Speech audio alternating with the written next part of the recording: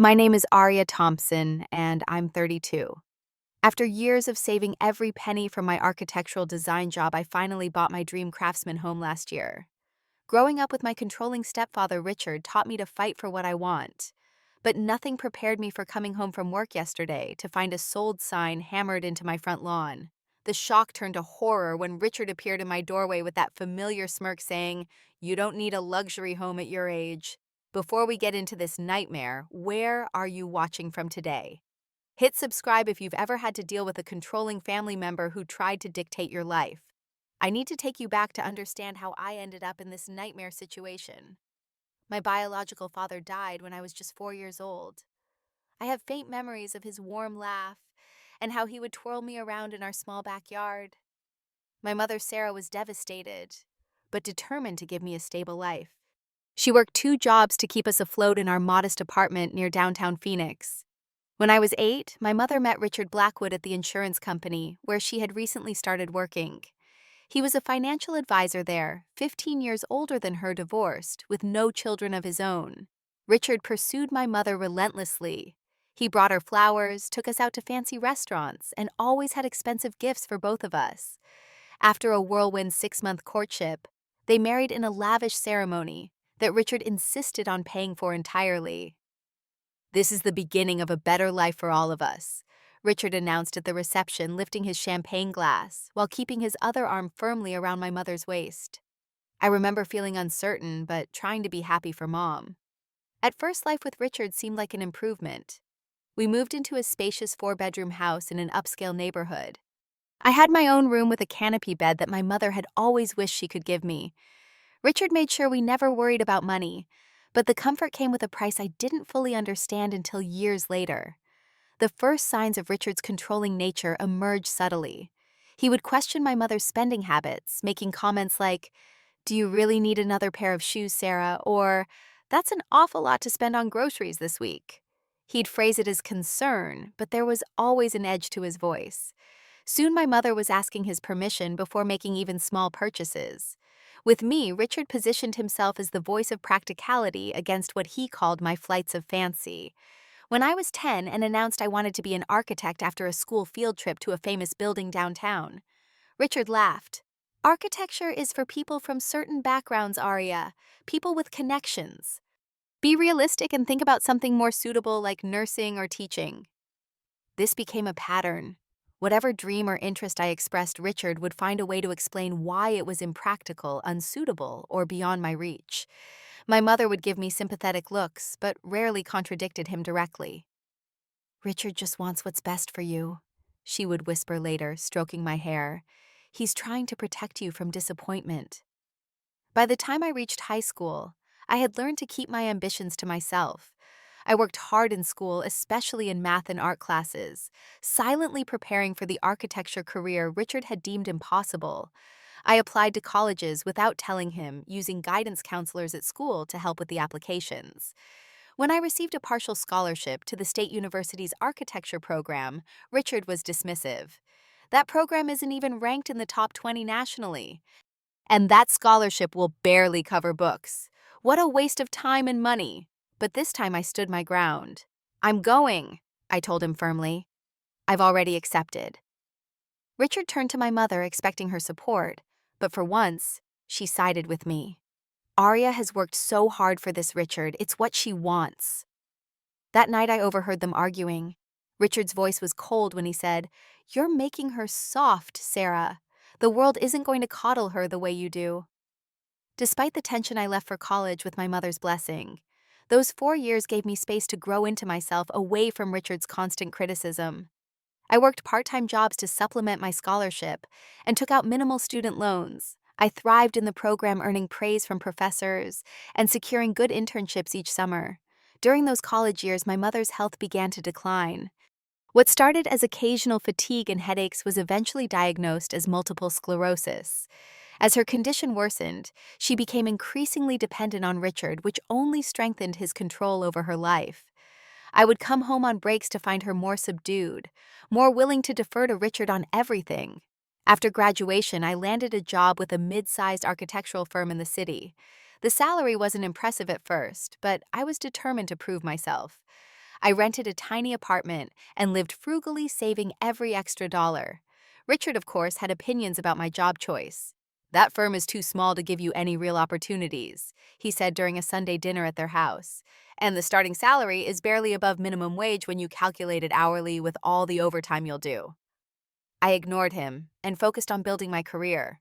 Over the next 5 years, I worked my way up to senior designer specializing in sustainable residential projects. My salary increased substantially, and my savings grew. All the while, I kept dreaming of owning my own home, something that would reflect my architectural sensibilities. Then 3 years ago, I found it, a 1920s craftsman-style house in a historic neighborhood. It needed work, but the bones were beautiful with original hardwood floors, built-in bookcases, and a stunning bay window in the front room. The price was at the very top of my budget, and the bidding was competitive. When I told my mother about the house during one of my visits to help care for her, her eyes lit up in a way I hadn't seen in years. "It sounds perfect for you, sweetheart," she said, squeezing my hand weakly. "Your father would be so proud of what you've accomplished." Richard, who was in the room checking his investment portfolio on his tablet, scoffed. "A house that old will be nothing but problems and expenses. You should be looking at a modern condo with amenities and security." But for once, I didn't let his negativity affect me. I submitted my offer on the house and was thrilled when it was accepted. The financing was complicated, involving some creative solutions because of the property's historic status. My mother insisted on helping with the down payment using some money she had inherited from her parents that Richard apparently didn't control. "Let me do this for you," she said privately. "I want to see you settled in a home you love." To simplify some of the financing and historical property tax benefits, my lawyer suggested placing the house temporarily in a family trust with both my name and my mother's on it. This also gave us certain tax advantages due to my mother's medical expenses. Richard didn't object at the time, probably because he didn't fully understand the arrangement or didn't think it mattered. The first year in my house was everything I dreamed of. I spent weekends restoring original features and carefully updating others. I planted a garden in the backyard and painted the rooms in warm, inviting colors. It truly became my sanctuary. Meanwhile, my mother's health continued to deteriorate. I was driving to their city more frequently, sometimes staying for a week at a time to help with her care. Richard was surprisingly absent during many of these visits, citing business commitments. 6 months ago, my mother passed away peacefully in her sleep. The loss devastated me. She had always been my biggest supporter, my safe harbor in the storm of Richard's criticism. At the funeral, Richard was stoic, accepting condolences with a formal nod. He made arrangements efficiently, but there was something mechanical about his grief that disturbed me. In the months following her death, Richard became strangely interested in my life, in a way he'd never been before. He called more frequently, asking detailed questions about my work, my house, my finances. I attributed it to his loneliness and perhaps a belated attempt to connect with the only family he had left. Then 2 months ago, he began mentioning the family trust that included my house. "We need to revisit that arrangement now that Sarah is gone," he said, "for tax purposes." I agreed vaguely, assuming we would meet with my lawyer to transfer everything fully into my name. I was busy with a major project at work and dealing with my own grief, so I didn't give it the attention I should have. That was my mistake, one that would come back to haunt me in ways I never imagined. Friday was supposed to be the start of a peaceful weekend. I'd been working 14-hour days on a sustainable housing development project and was looking forward to 2 days of rest in my beloved home. The spring afternoon was perfect, with gentle sunshine warming the air as I drove down my tree-lined street. That's when I saw it.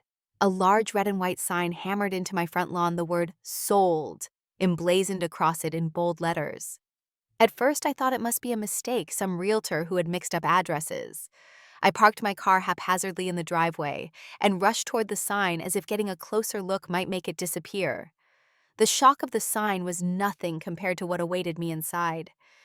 I unlocked my front door with trembling hands to find boxes scattered throughout my living room. My books had been pulled from their shelves. My kitchen cabinet stood open with dishes partially packed. And there, in the middle of the chaos, stood Richard. "What's going on?" I demanded, my voice rising with panic. Why is there a sold sign on my lawn? Why are my things in boxes? Richard looked up from where he was wrapping my grandmother's china in newspaper. There was no guilt on his face, not even the pretense of shame. Instead, he wore an expression I knew all too well, a mixture of smugness and condescension that he'd perfected during my childhood. I've sold the house, he said matter-of-factly. The new owners take possession next week. They're a lovely couple with 3 children who will actually fill these rooms. The floor seemed to tilt beneath my feet. You can't sell my house. This is my house. I bought it. Richard sighed as if I were being deliberately obtuse. The house was in a family trust, Aria. A trust that as executor of your mother's estate I now control. The arrangement was always meant to be temporary, and frankly, it's for your own good. My own good? I repeated, my voice barely a whisper as shock gave way to rage. You don't need a luxury home at your age, Richard continued, not even looking at me as he resumed packing. This place is too big for one person. The maintenance costs alone are ridiculous, and the neighborhood is becoming less desirable. I stared at him in disbelief. This isn't a luxury home. It's a modest house that I've poured my heart into restoring, and even if it were a mansion, what right do you have to decide what I need? Richard straightened up, fixing me with the cold stare that had intimidated me as a child. I have every legal right, as it turns out. Your mother was too soft with you, always encouraging your impractical ideas. Someone needs to help you make sensible decisions. The casual cruelty of his words coming so soon after my mother's death sent a wave of grief and anger through me. Where am I supposed to go? I asked. I've arranged a rental for you. A nice 1-bedroom apartment in that new complex near your office. Much more suitable for a single woman.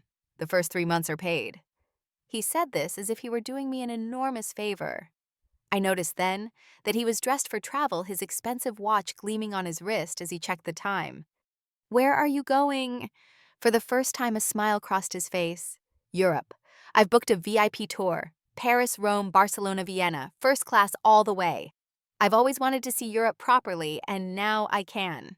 The pieces suddenly clicked into place. You're using the money from my house to fund your European vacation. The betrayal was so absolute that it felt physical, like a punch to my stomach. Richard shrugged. The house sold for a very good price. The market is hot right now. After settling the remaining mortgage and taking what was rightfully Sarah's portion from the trust, there's enough for my trip and to set aside something for your future. I'm being quite generous considering. Considering what? I demanded. Considering you're not my biological daughter. I've provided for you most of your life, and this is simply a continuation of that guidance. I stood there speechless with rage and disbelief as Richard closed the box he'd been packing and taped it shut with precise movements. He glanced at his watch again. I need to get going. My flight leaves in 3 hours, and I want to make sure I have time to enjoy the lounge. The movers will be here Monday to finish packing everything and put it in storage until you're settled in your new place. He picked up his sleek leather suitcase and brushed past me toward the door. You can't do this, I said, my voice shaking. I'll fight you. Richard paused at the door and looked back with that infuriating smirk. With what resources your mother's inheritance went into this house which I've now sold. Your savings won't be enough for a legal battle against me. Be realistic, Aria. Accept that this is for the best and move on. With those words, he walked out, leaving me standing amid the remnants of the home I had worked so hard to create. Through the front window, I watched him get into his luxury sedan and drive away without a backward glance. I sank down onto the floor among the boxes, my mind racing to understand how this could possibly be happening. How had Richard managed to sell my house out from under me? What legal loophole had he exploited? And most importantly, what could I do to stop this nightmare?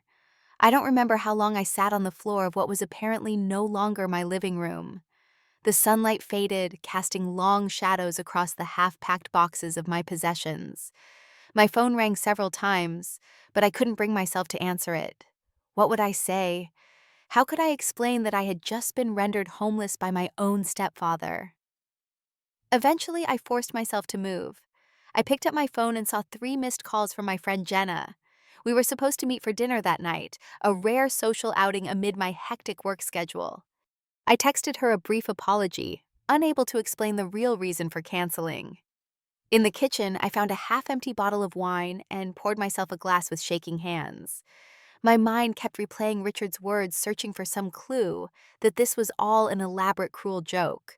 But I knew better. Richard had never joked, had never shown any indication of humor in all the years I'd known him. This was real. I forced myself to think practically. First, I needed to understand exactly what had happened legally. I scrolled through my contacts until I found Marcos Garcia, the real estate lawyer, who had helped me with the purchase of the house. Even though it was after business hours on a Friday, I called him anyway, leaving a voicemail explaining the urgent situation. Next, I called Tasha Williams, the realtor, who had helped me find the house. If it had been listed and sold, she might know details. Aria, honey, I had no idea it was your house, Tasha exclaimed when I explained. The listing came through a different agency. It only went on the market last week and sold immediately above asking price. The seller was listed as a family trust. My stomach sank further. Do you know who bought it? A family named Jensen. They've been looking in this neighborhood for months. The wife is pregnant with their third child and they needed more space. The Jensens, a growing family who thought they were buying their dream home just as I had a few years ago. They weren't the villains here. When is the closing scheduled? I asked. According to the listing, it's fast-tracked for next Friday. Tasha's voice softened. Aria, what's going on? How could your house be sold without your knowledge? That's what I'm trying to figure out, I said, unable to keep the bitterness from my voice. After hanging up, I searched through my home office for the paperwork from when I purchased the house. As I rifled through files, my phone rang again. It was Marcos returning my call. I'm so sorry this is happening, Aria, he said after I explained the situation.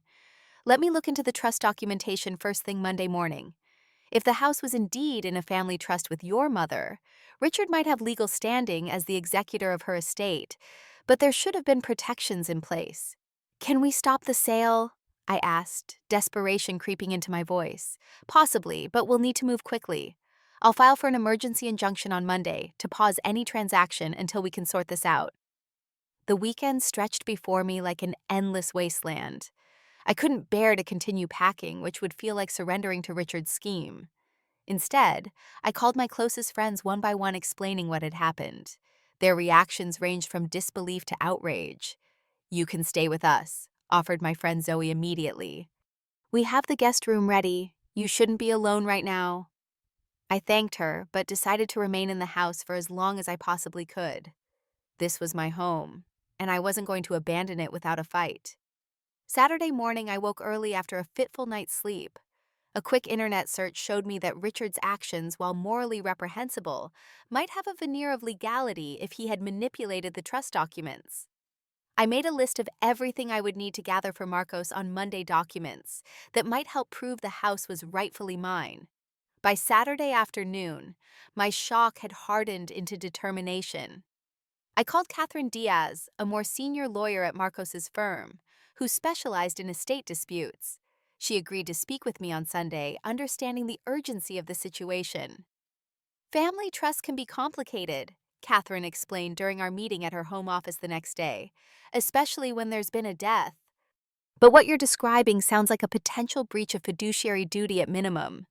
Richard, as the executor, has a legal obligation to act in the best interests of all beneficiaries, not just himself. So we can fight this? I asked, hope flickering for the first time. Yes, but it won't be easy or quick, Catherine warned, and it will be expensive. The cost concerned me. I had some savings, but much of my money had gone into the house itself and the renovations. Richard knew this, of course. He had calculated that I wouldn't have the resources to challenge him legally. The thought of his smug confidence rekindled my anger, which was preferable to the despair that threatened to overwhelm me. Monday arrived with new challenges. I had to go to work to pretend everything was normal while my personal life was imploding. My boss noticed my distraction. Aria, is everything okay? Michael asked after a meeting where I had struggled to focus. I hesitated, then decided honesty was necessary. No, actually, I'm dealing with a serious personal issue.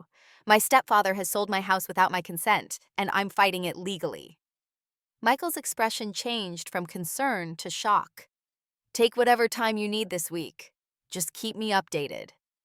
His support was a small bright spot in the darkness of my situation. After work, I drove home to find a moving truck parked outside. Richard had apparently arranged for movers to begin boxing up my belongings.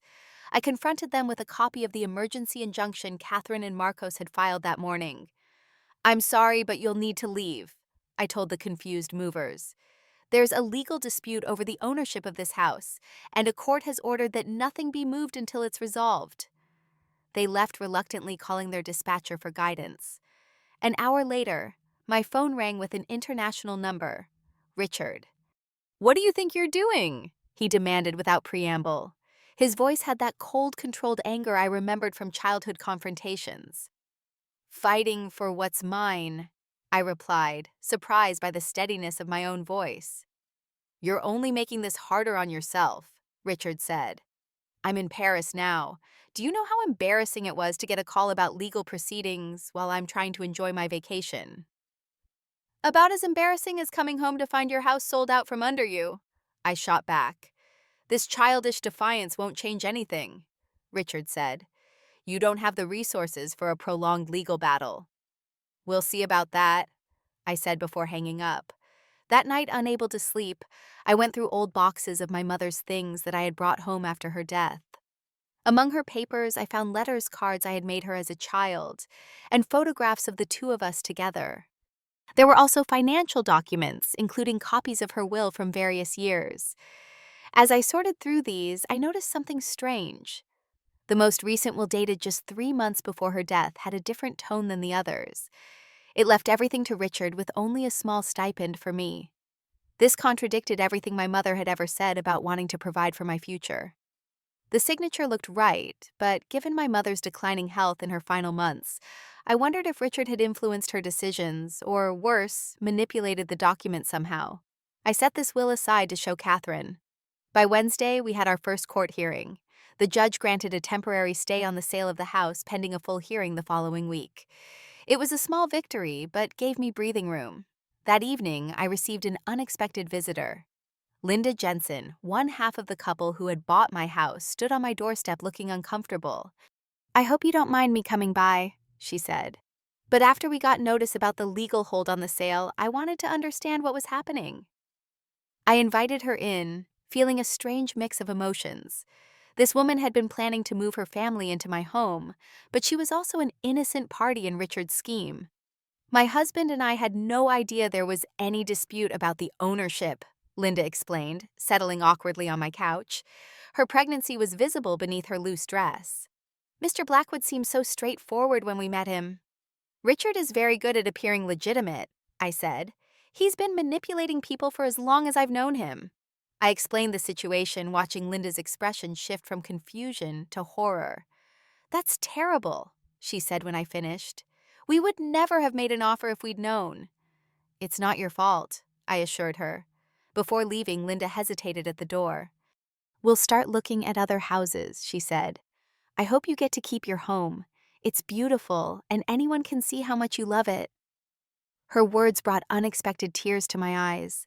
Someone else recognized what Richard refused to see, that this wasn't just about property. It was about the home I had created. The next day, Catherine called with news. "We found something interesting," she said.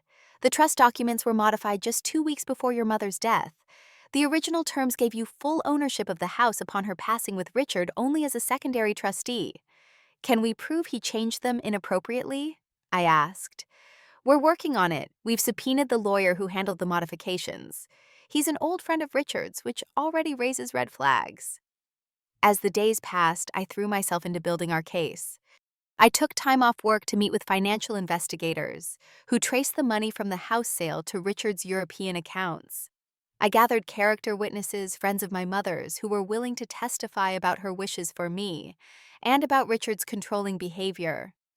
Meanwhile, Richard remained in Europe, extending his trip despite the court proceedings. He hired an expensive lawyer who attempted to paint me as an ungrateful stepdaughter, trying to deny a grieving widower his rightful inheritance. The stress began to take a physical toll. I lost weight, developed insomnia, and found it hard to concentrate. But beneath the exhaustion, a steel core of determination had formed. I would not let Richard take my home, not after everything I had overcome to achieve it.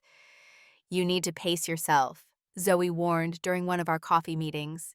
This is a marathon, not a sprint. She was right, but it was hard to step back when every day brought new challenges. Richard's lawyer filed motions to dismiss our case. The buyers, despite Linda's visit, were considering legal action of their own to force the sale forward. And the court date for the full hearing kept being delayed due to procedural issues. Then 3 weeks into the battle, we got our first real break. The notary who had supposedly witnessed my mother's signature on the modified trust documents admitted under questioning that she had never actually seen my mother sign. Richard had brought her the already signed papers. This is significant, Catherine told me. Notary fraud is serious, and it undermines the validity of all the changes Richard made. With this new evidence, the judge ordered a freeze on all assets derived from the attempted house sale, including Richard's European accounts. Suddenly, my stepfather's luxury vacation was in jeopardy. The next morning, I received a furious call from Richard. "Do you have any idea what you've done?" he shouted. "My accounts are frozen. I'm stranded in Vienna with barely enough cash for my hotel." For the first time since this ordeal began, I felt a glimmer of satisfaction. "Now you know how it feels to have your security threatened," I replied calmly. "Maybe you should come home and face this properly instead of hiding in Europe." "I'm not hiding," Richard snapped. "I'm simply refusing to let your tantrum ruin my trip." "It's not a tantrum to fight for my home," I said. "And according to my lawyer, you'll be required to appear in court next week. If you don't, the judge can rule against you by default." There was a long pause before Richard spoke again, his voice cold with fury. "You'll regret this, Aria. I gave you everything growing up, and this is how you repay me." The audacity of his statement left me momentarily speechless. "You gave me criticism and control," I finally responded. "Everything I have I earned despite your efforts to undermine me. And now you've tried to take away the most important thing in my life." "It's a house, Aria, just a building. Your attachment to it is unhealthy." "It's my home," I corrected him. "And your attempt to sell it was never about what's best for me. It was about funding your vacation and exerting control one last time." Richard hung up without responding. Later that day, Catherine informed me that his lawyer had confirmed he would be returning for the court date. As the final hearing approached, I vacillated between nervous anticipation and dread at facing Richard in person. I hadn't seen him since that Friday, when he'd walked out of my house with his suitcase, leaving my life in shambles. Part of me wanted to confront him to make him understand the pain he'd caused. Another part feared that seeing him would trigger the old feelings of inadequacy he'd instilled in me over the years. "Remember, this isn't just about the house anymore," Catherine counseled during our final preparation. "This is about establishing that Richard breached his fiduciary duty, potentially committed fraud, and acted against your mother's true wishes. Stay focused on those facts." The night before the hearing, I walked through every room of my house, touching the walls. I'd painted the banisters. I'd refinished the garden I'd planted. Whatever happened tomorrow, I wanted to remember every detail of the home I had created. For the first time in weeks, I slept soundly, as if my body knew I had done everything possible to prepare for the fight ahead. The morning of the hearing arrived with a clarity that seemed almost surreal after weeks of emotional turmoil. I dressed carefully in a tailored navy suit that projected professionalism and confidence, even though I felt anything but confident inside. Catherine had advised me to appear composed and rational, not like the hysterical, ungrateful stepdaughter Richard's lawyer would try to portray. I arrived at the courthouse early, Catherine and Marcos flanking me as we walked up the imposing stone steps. We found our assigned courtroom and settled in to wait.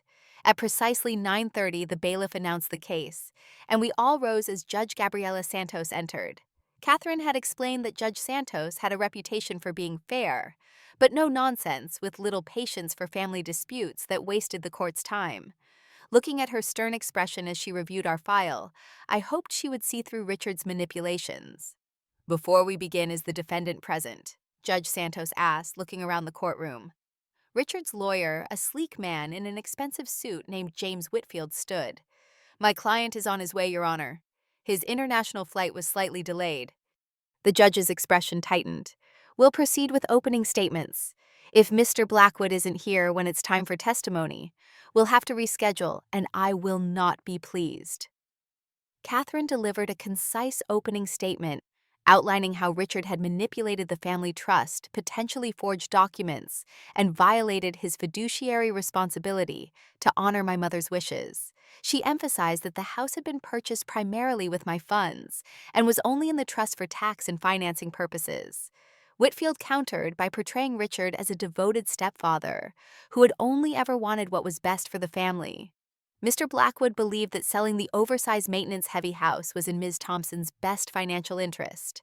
The proceeds were to be invested for her future security, with only a portion used for Mr. Blackwood's long-planned retirement travels.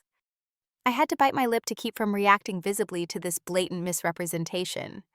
Richard had never once mentioned investing money for my future when he sold my house. Just as Whitfield finished his statement, the courtroom door opened and Richard walked in. The 5 weeks since I'd last seen him had changed him. He looked thinner, his customary impeccable appearance slightly diminished. Our eyes met briefly before he took his seat beside Whitfield, his expression unreadable. "Mr. Blackwood, thank you for joining us," Judge Santos said, her tone making it clear that his tardiness was noted. "We'll now proceed with evidence and testimony." Catherine methodically presented our case, beginning with the original trust documents that clearly showed the house was meant to be mine alone after my mother's death. She then demonstrated how these documents had been altered during my mother's final illness, with suspicious changes to signatures and notary validations. Our forensic accountant testified next, tracing how the funds from the house sale had been immediately transferred to Richard's personal accounts and largely spent on luxury hotels, first-class airfare, and expensive restaurants across Europe, with no evidence of any investment plan for my benefit. Throughout these presentations, Richard sat stone-faced, occasionally leaning over to whisper to Whitfield. I focused on maintaining my own composure, though inside I was seething at the confirmation of how extensively he had planned to use my home's equity for his personal pleasure. When it was Richard's turn to testify, he assumed the role he had perfected over decades, the reasonable, concerned patriarch only trying to guide his impulsive stepdaughter. "Aria has always made emotional rather than practical decisions," he told the court. "This house was too large and expensive for a single woman. The neighborhood is transitional at best. I was trying to protect her from a poor investment before property values declined further." "And the European trip?" Catherine asked during cross-examination. "A brief vacation that was planned long before Sarah's passing," Richard replied smoothly. "I intended to use only a small portion of the proceeds with the majority set aside for Aria's future needs." "Can you provide any documentation of these investment plans for Ms. Thompson's benefit?" Catherine pressed. "They were in the preliminary stages," Richard admitted. "I was consulting with financial advisors while traveling." Catherine then produced Richard's credit card statements showing tens of thousands of dollars spent on luxury experiences. "These charges represent over 60% of the initial payment from the house sale. How does that constitute a small portion?" Richard's composure slipped momentarily. "I deserved some comfort after losing my wife and caring for her through a long illness."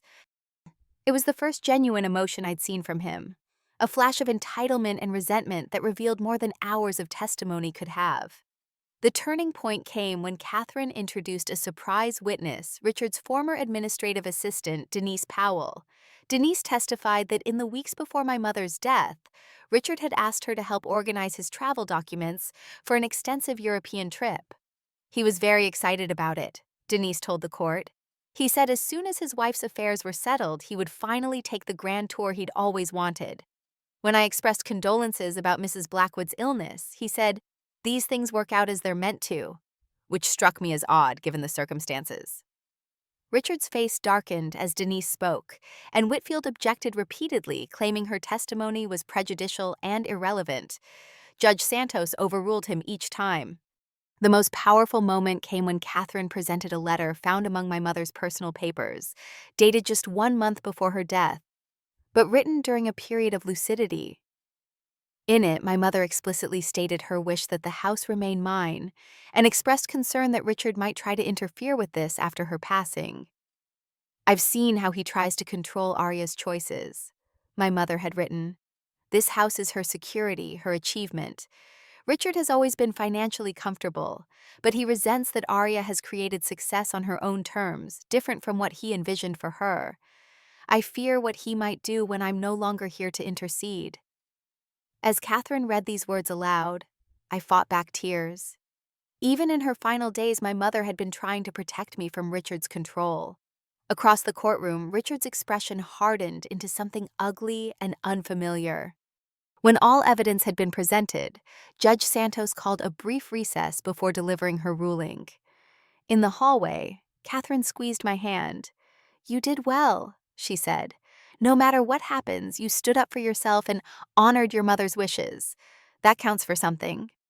When we reconvened, Judge Santos looked directly at Richard before speaking.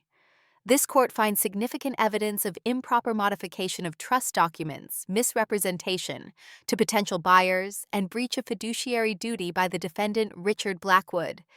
The attempted sale of the property is hereby nullified. Full ownership of the house at 742 Maple Avenue is awarded to Aria Thompson, effective immediately."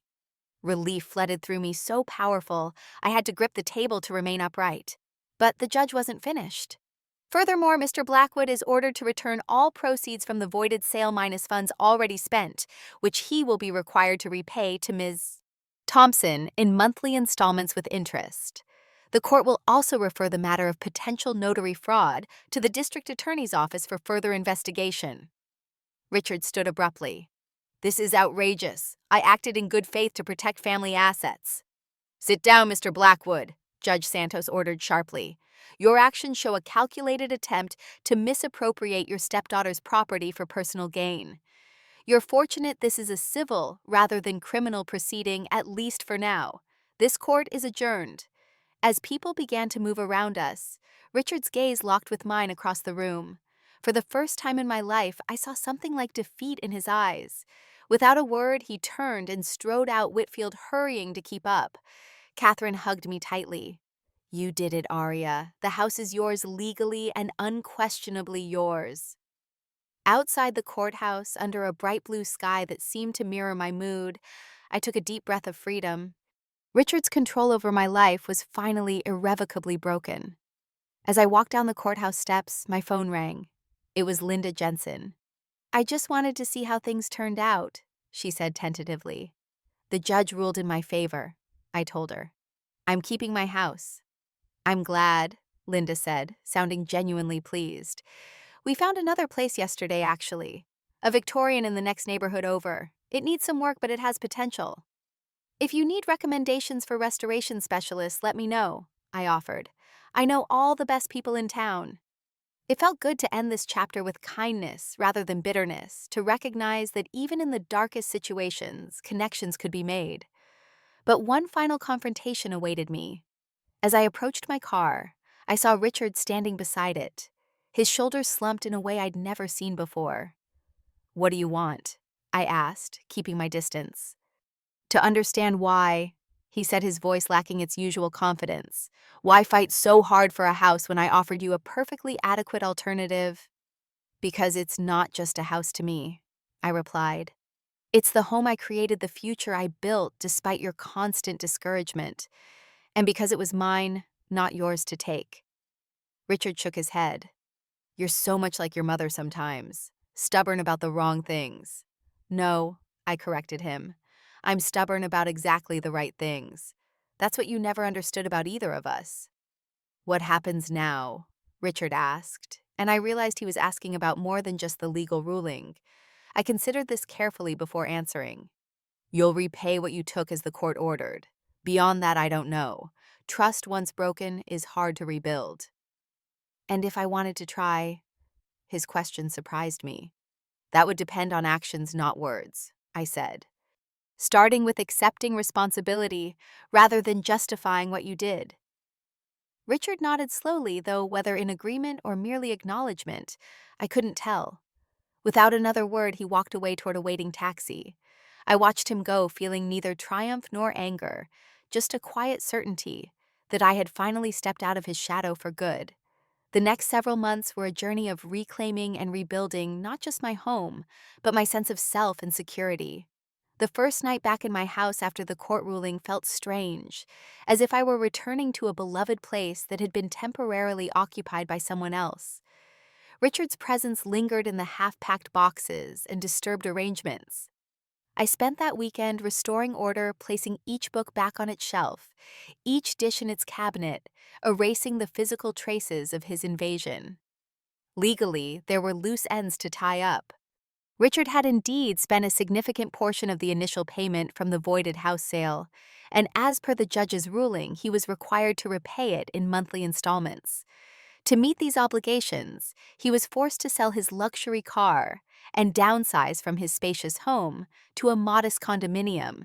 The irony wasn't lost on me that Richard now lived in exactly the type of place he'd tried to relegate me to.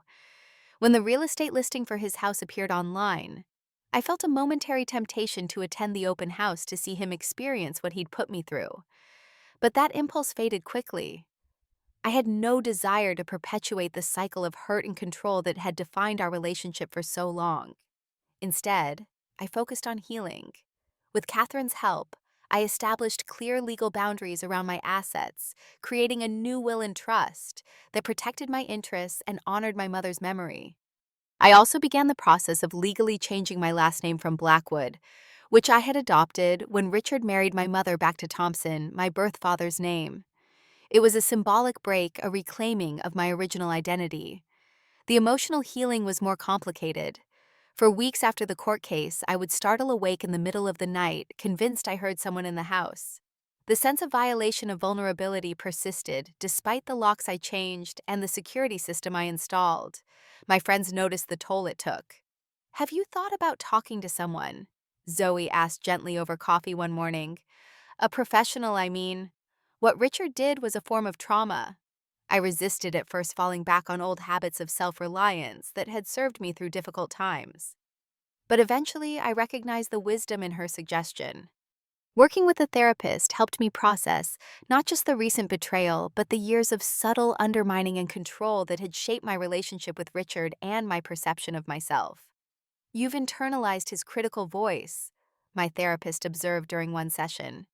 "Even now, with him out of your daily life, you're still anticipating his judgment, still defending against criticisms he isn't even making anymore." She was right. I found myself making decisions large and small, with Richard's imagined disapproval hovering in the background. What would he say about this new furniture, this career choice, this relationship? Recognizing this pattern was the first step toward breaking it. Meanwhile, Richard made sporadic attempts to reestablish contact. At first, these took the form of formal business, like communications about the repayment schedule. Then came a birthday card with a stiffly worded note. Later, an invitation to meet for coffee that I declined. 3 months after the court case, he left a voicemail that seemed different from his previous overtures. "Aria, I've been doing some thinking," he said, his voice lacking its usual authoritative tone. "Some reflection, I suppose you could say. I realized I've never actually asked what you want from the house, what it means to you. If you'd be willing to tell me, I'd like to understand." I considered ignoring the message, but after discussing it with my therapist, I decided to respond with a letter. Not meeting in person gave me control over the interaction and time to carefully choose my words. "The house represents independence and self-determination," I wrote. "Every repair I've made, every wall I've painted, every garden bed I've planted has been a choice that was fully mine. After a lifetime of having my choices questioned and undermined, creating this home on my terms has been healing." That's what you threatened to take away, not just a building, but the sense of agency I fought so hard to establish. Richard's reply came a week later, a handwritten letter that surprised me with its candor. "I never saw it that way," he wrote. "I viewed your attachment to the house as impractical sentimentality, the kind of emotional decision-making I've always distrusted. It's difficult for me to admit I was wrong, but I'm trying to understand that what looks like impracticality to me might be something else entirely to you." It wasn't an explicit apology, but it was more self-awareness than I had ever witnessed from him. I didn't respond immediately, allowing myself time to absorb this shift without feeling obligated to meet it with immediate forgiveness. As spring turned to summer, I channeled my energy into creating a memorial garden for my mother in the backyard. I planted her favorite flowers, roses, and lavender and sweet peas surrounding a small stone bench where I could sit and feel connected to her memory. Working in the garden became a form of meditation, a way of processing grief and betrayal while cultivating new growth. My career flourished during this period as well.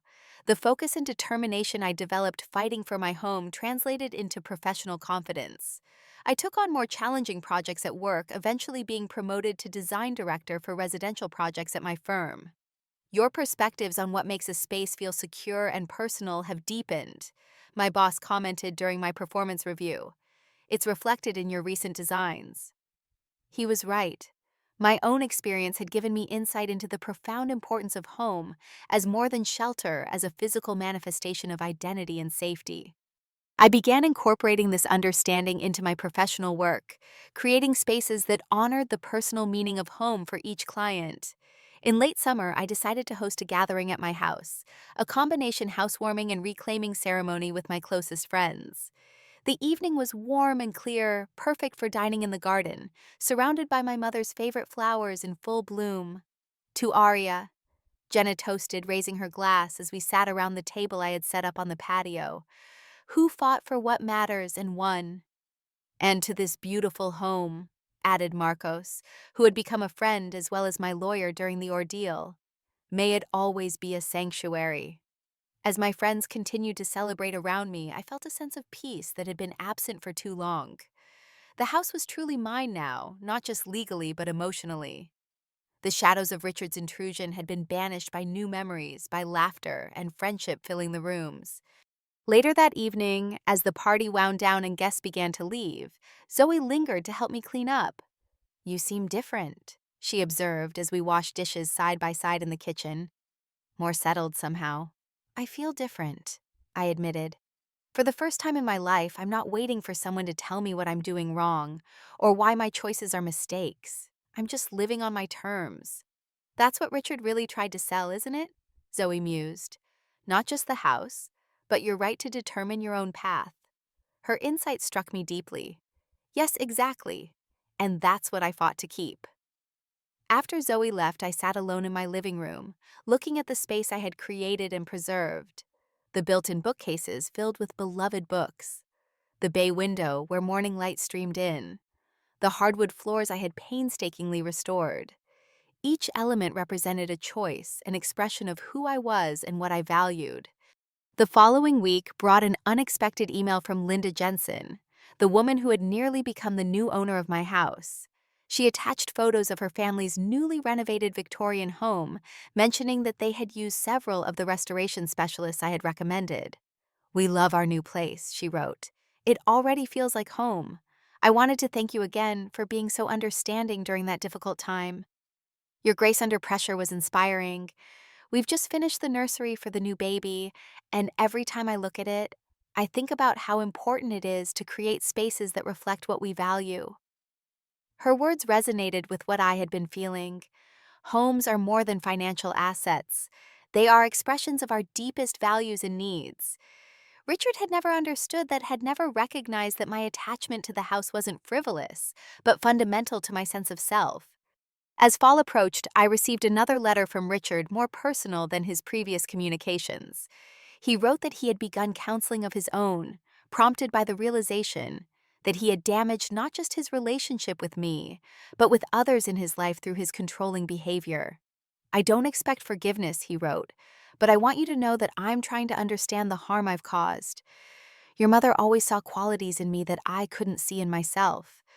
Perhaps it's time I tried to live up to what she believed I could be. I sat with the letter for several days before composing a reply. Thank you for sharing this, I wrote. I believe people can change when they truly want to. I'm not ready for a close relationship, but I'm open to small steps forward if your actions continue to match your words. It was a cautious olive branch, neither a full embrace nor a complete rejection. Like the house I had fought for, it represented a boundary that was firm but not impenetrable, a space that was mine to define according to my own needs rather than someone else's expectations. As I sealed the envelope, I looked around at the home I had created, preserved, and reclaimed. Every corner held meaning. Every room told a story of perseverance and self-definition. What Richard had dismissed as a luxury was in fact a necessity, a physical embodiment of the freedom to determine my own path. In the garden, my mother's roses were blooming one last time before winter, their fragrance filling the evening air. I sat on the stone bench surrounded by her favorite flowers, feeling her presence in a way that transcended the legal documents and material possessions that had been fought over. "You were right, Mom," I whispered to the twilight. "Some things are worth fighting for, not because of what they are, but because of what they represent." The house stood solid around me, its lights warm against the gathering darkness. Not just a building, not just an investment, but a home in the truest sense. My home, on my terms, uncompromised, and finally completely secure. I've learned that sometimes the most important boundaries we set are not just with others, but with the voices inside us that echo their limitations. Every day in this house is a reminder that I define my own worth, make my own choices, and create my own sanctuary. No one can sell that out from under me, no matter how hard they try. Have you ever had to fight for something that represented more than its material value? What spaces or possessions in your life symbolize your independence and self-determination? Share your stories in the comments, and remember to like and subscribe if this journey resonated with you.